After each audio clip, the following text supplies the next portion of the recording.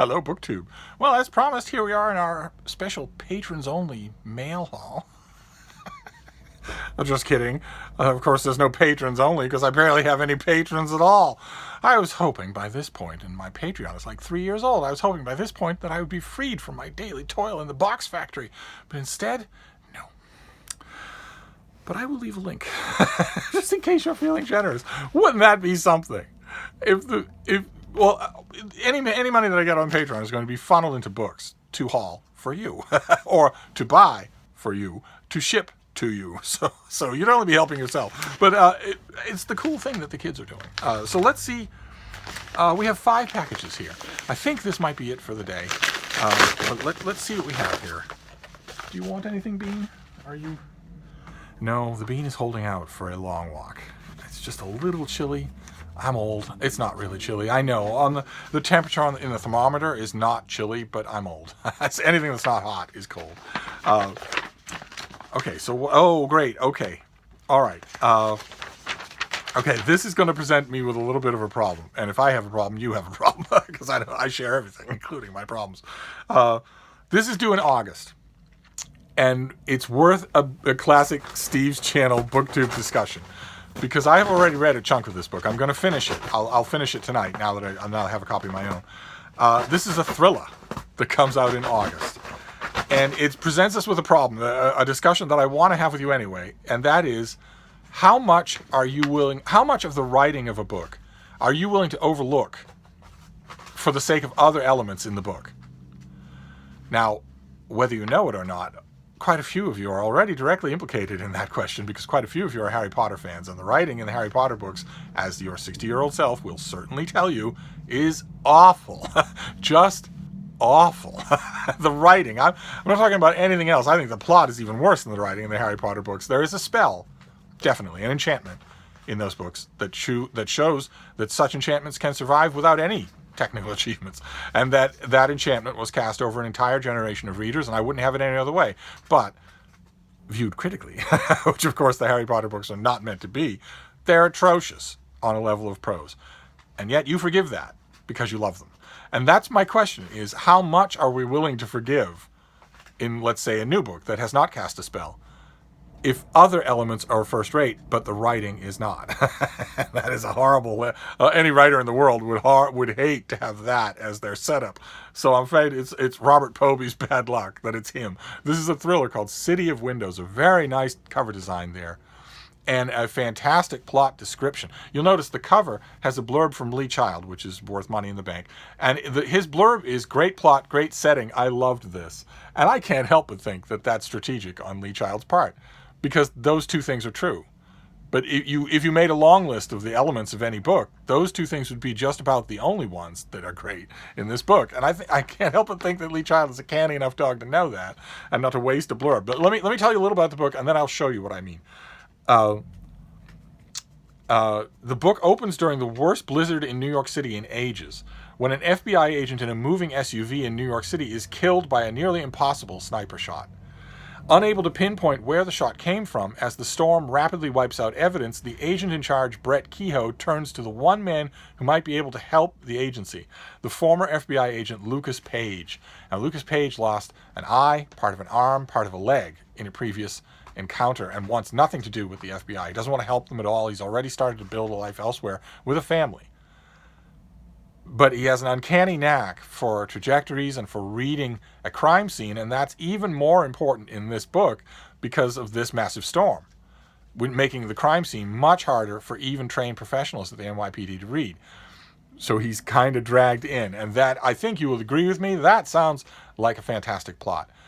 These incredible sniper shots where somebody has their head blown off, yes, okay, and you come to the scene and you see that happened, and then only belatedly do you realize, wait a minute, there's nowhere that shot could have come from. Where it seems almost supernatural. It's not supernatural, but that plot is tremendous, and to put it in the context of a crippling blizzard is even more genius. That's not the problem. The great plot, the great setting. New York is handled wonderfully in this as a setting. The problem is the writing. The writing is ostentatiously not good. Well, let me see. Maybe that's just my initial impression. Let me give you a little bit. We won't do page 112. We'll just do the beginning. Nimi Olsen made the mistake of trying to cross 42nd half a block before the intersection and missed the light. She was now stranded on a spine of frozen slush that snaked down the middle of the street, freezing her ass off. Cars snapped by with homicidal vigor, and every few seconds a mirror brushed her hip. Traffic was unusually aggressive. Everyone was fed up, miserable, and ready to light shit on fire just to get a little heat going. It had been below zero for 2 weeks now, the biggest freeze in more than a century. Half the news stations were reporting this as climate change in real time and a warning that humankind was headed up for extinction event. The other half were claiming the deep freeze proof positive that global warming was a Chicken Little conspiracy dreamed up by Tesla-driving kale munchers who wanted to burn the Constitution. The only thing everyone actually agreed upon was that it was cold. Balancing in the middle of the road, playing Matador with angry cars, was a position every New Yorker experienced at one time or another. It was also a possible path to the obituary section.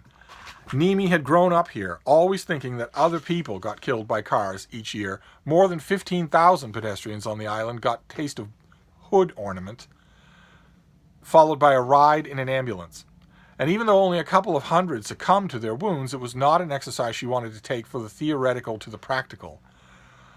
Nimi scouted both directions, looking for a break in the herd of cars stampeding by. She was 5 minutes into her balancing act and needed to put a little sidewalk under her boots. Then, almost magically, the choreography of a traffic changed and a black sedan coming down 42nd slowed just as it cleared the park viaduct. The driver waved her across. She lifted a foot and stepped into the void.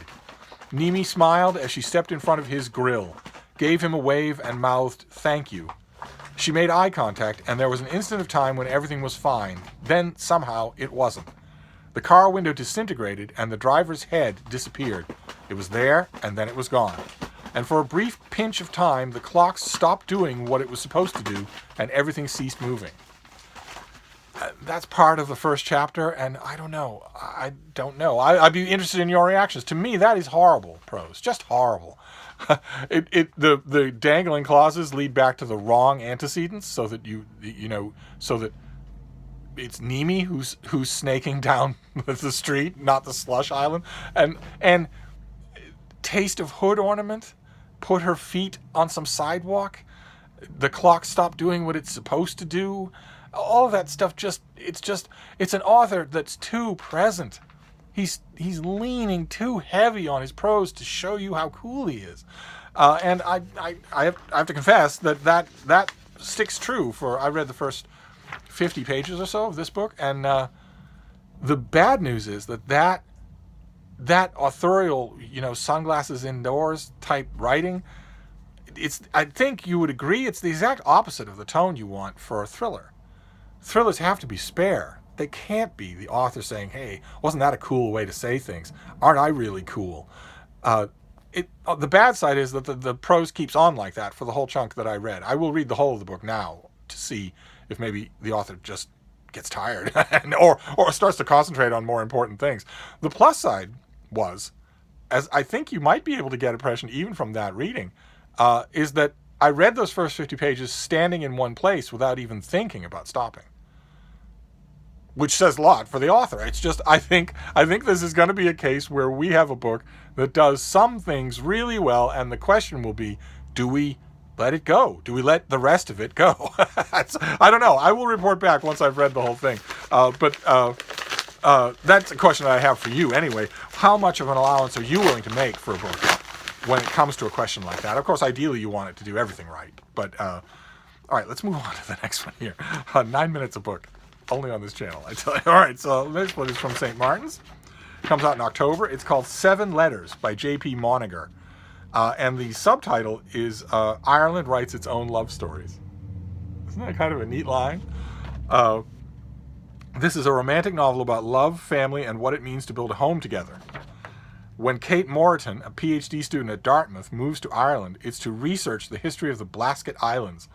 The islands, once regarded as the heart of Ireland and populated with some of the most famous Irish writers, are now abandoned, filled with nothing but wind and silence.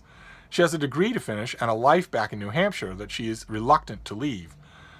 Falling in love is simply not on her agenda, and then she does. So this is not due God, that's more mail.